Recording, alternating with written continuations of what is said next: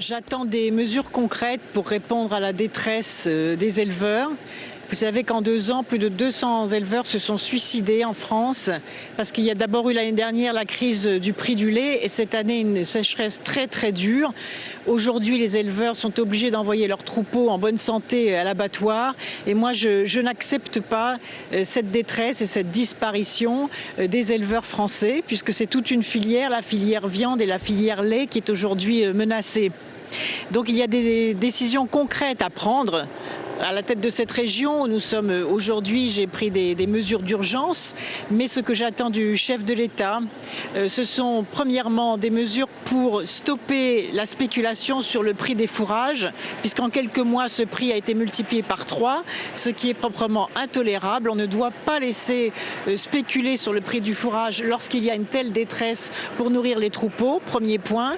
Deuxièmement, c'est de faire une réquisition des céréales qui aujourd'hui sont destinées à l'exportation, puisque à cause de la spéculation et de la hausse du prix des céréales sur le marché mondial, aujourd'hui, les céréales ne vont plus vers les troupeaux français.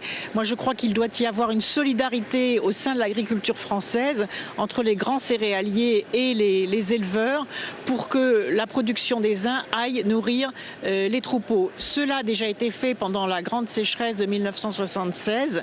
Et donc, quand on me répond que ce n'est pas possible de réquisitionner les céréales dont la moisson vient juste de commencer, je dis si c'est possible, c'est une urgence, il faut absolument prendre cette décision. Vous parlez de solidarité, est-ce que ça doit aller jusqu'à un impôt sécheresse puisque vous compariez avec la situation de 76 ?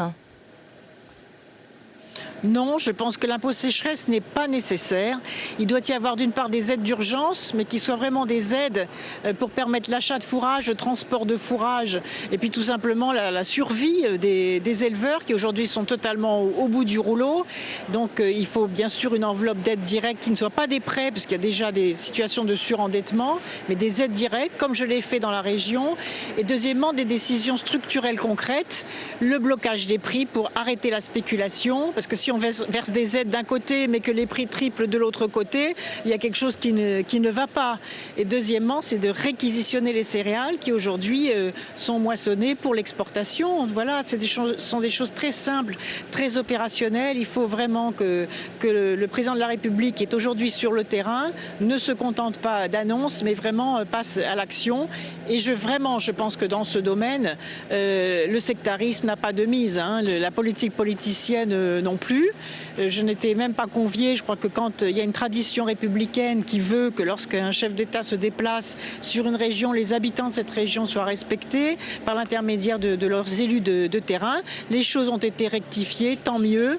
Et aujourd'hui, je crois qu'il faut travailler tous ensemble pour trouver des solutions. Et j'espère que nous aurons des annonces concrètes, mais surtout des décisions concrètes.